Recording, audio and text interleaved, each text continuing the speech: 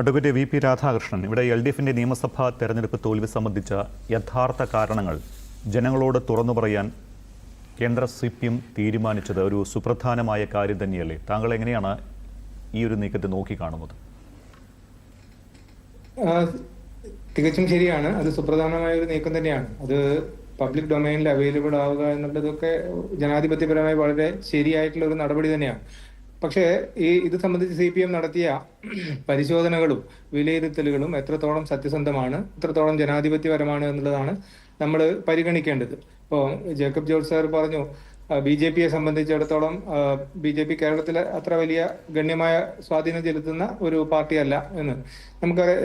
ഈ CPMന്റെ ഈ press release അല്ലെങ്കിൽ ഈ കണ്ടെത്തലുകൾ പരിശോധിച്ചു കഴിഞ്ഞാൽ അതിൽ ഒരുപാട് സ്ഥലങ്ങളിൽ അവർ നേരിട്ട് പരാമർശിക്കുന്നത് BJPയെയാണ്.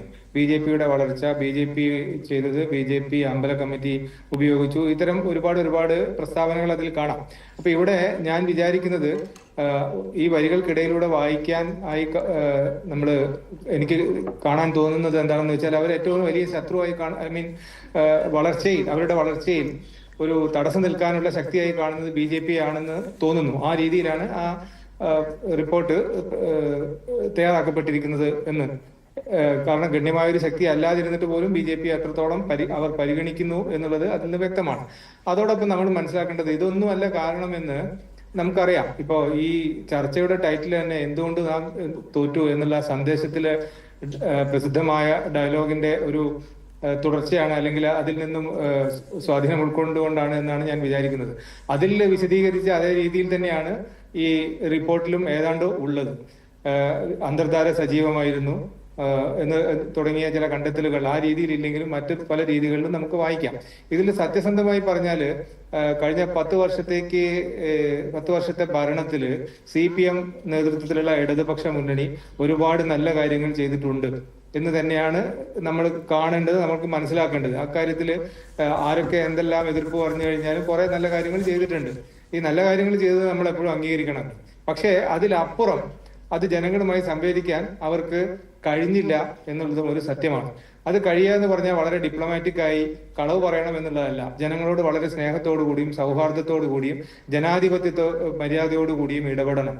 അത്തരം ഇടപെടലുകൾ അവരുടെ സംസാരത്തിൽ മാത്രമല്ല, അവരുടെ ശരീരഭാഷയിലൂടെ അത് വ്യക്തമാവണം. ഇത് ജനങ്ങൾക്ക് വലിയ ഒരു മെസ്സേജാണ്. എനിക്ക് ഇപ്പോ VD സതീശിനെ പറ്റി പല വിമർശനങ്ങളും ഉണ്ടെങ്കിലും VD സതീശിന്റെ അടുത്ത് ഇപ്പൊ ഈ കേരളത്തിൽ യാതൊരു സ്വാധീനവുമില്ലാത്ത വെറും സാധാരണക്കാരനായ എനിക്ക് പോലും കടന്നു ചെല്ലാൻ വേണ്ടി പറ്റും. അദ്ദേഹം വളരെ സൗഹാർദ്ദപൂർവ്വം എന്നെ സ്വീകരിക്കും എന്ന് എനിക്ക് ഉറപ്പാണ്. അത് പരിചയം ഉണ്ടായിട്ടൊന്നുമല്ല. ആ ഒരു ചിരി, ഒരു സ്പർശനം, ഒരു പക്ഷേ ഞാൻ ആവശ്യപ്പെടുന്ന കാര്യം അദ്ദേഹം ചെയ്തു തരില്ല. പക്ഷേ ഈ ഒരു ശരീരഭാഷ അത് രാഷ്ട്രീയക്കാരെ സംബന്ധിച്ചിടത്തോളം വളരെ പ്രധാനമാണ്. അത് ഉണ്ടായിരുന്നോ നേതാക്കൾക്ക്?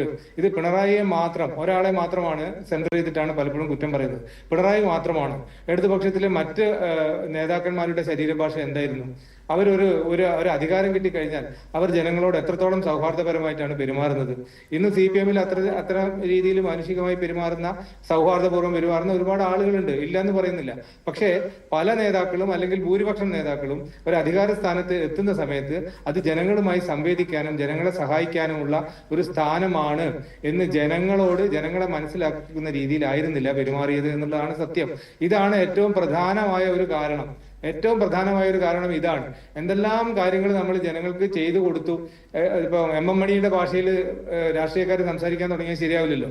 പല കാര്യങ്ങൾ ചെയ്തു കൊടുത്തു, പക്ഷെ നന്ദിയില്ലാതെ അപ്പുറത്ത് പോയി വോട്ട് ചെയ്തു എന്നുള്ള രീതിയിലുള്ള വിമർശനം, ഇതൊക്കെ CPMന്റെ ഭാഗത്ത് നിന്ന് വന്നതാണ്. MM മണിയെ അത്ര ശക്തമായ ഭാഷയിൽ ആരെങ്കിലും തിരുത്തിയോ? ഇല്ല. MM മണി തന്നെ പിന്നീട് ഒരു പ്രസ്താവനയിലൂടെ ഞാൻ അങ്ങനെ ഉദ്ദേശിച്ചിരുന്നില്ല എന്നൊക്കെ പറഞ്ഞു എന്നല്ലാതെ ഈ പറഞ്ഞത് ശരിയാണ് എന്ന് പറയാൻ CPMല് വളരെ ശക്തമായി പറയാൻ ആരും ഉണ്ടായിരുന്നില്ല. ഇതൊക്കെ ചില അപ്രമാദിത്വങ്ങൾ അവർ അംഗീകരിക്കുന്നു എന്നുള്ളതിന്റെ ഒരു ലക്ഷണമാണ്. നേതാക്കന്മാർ ഇത്തരത്തിൽ പെരുമാറുന്ന സമയത്ത് ഏറ്റവും വ്യക്തമായി അല്ലെങ്കിൽ വളരെ റെഗുലറായി പാർട്ടി കാര്യങ്ങൾ പരിശോധിക്കുന്ന ഒരു ചട്ടക്കൂട് CPMനെ സംബന്ധിച്ചിടത്തോളം ഉണ്ട്. അവർക്ക് ലോക്കൽ കമ്മിറ്റി ഉണ്ട്, ജില്ലാ കമ്മിറ്റി ഉണ്ട്, ഏരിയ കമ്മിറ്റി ഉണ്ട്, സ്റ്റേറ്റ് കമ്മിറ്റി, സെൻട്രൽ കമ്മിറ്റി ഒക്കെ ഉണ്ട്, നമുക്കറിയാം.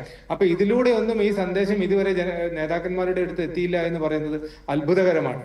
അത് മുമ്പായിരുന്നെങ്കിൽ CPM-ൽ പൊതുവെ പറയാറുണ്ട്, മുമ്പാണെങ്കിൽ താഴെ ബ്രാഞ്ച് കമ്മിറ്റിയിൽ ഒരു തീരുമാനം എടുത്തിട്ട് അതിനനുസരിച്ച് അത് സെൻട്രൽ കമ്മിറ്റി വരെ അല്ലെങ്കിൽ സംസ്ഥാന കമ്മിറ്റി വരെ എത്തുമായിരുന്നു.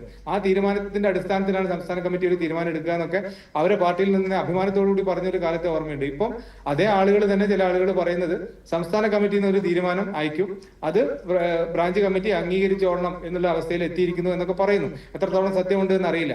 ഏതായാലും ഇത്തരത്തിൽ ജനാധിപത്യപരമായ മര്യാദകൾക്ക് മാറ്റം വരികയും ജനങ്ങളോടുള്ള പെരുമാറ്റത്തിൽ ആ ഒരു ഡിപ്ലോമസി അല്ലെങ്കിൽ സ്നേഹം, സൗഹാർദ്ദം, ആർദ്രത ഇതൊന്നും നേതാക്കളുടെ ഭാഗത്തു നിന്ന് ലഭിക്കാതിരിക്കുകയും ചെയ്യുമ്പോഴുണ്ടായ സെറ്റ് ബാക്ക്, അതാണ് ഏറ്റവും പ്രധാനപ്പെട്ട കാരണം എന്നാണ് സാധാരണക്കാരന് തോന്നുന്നത്.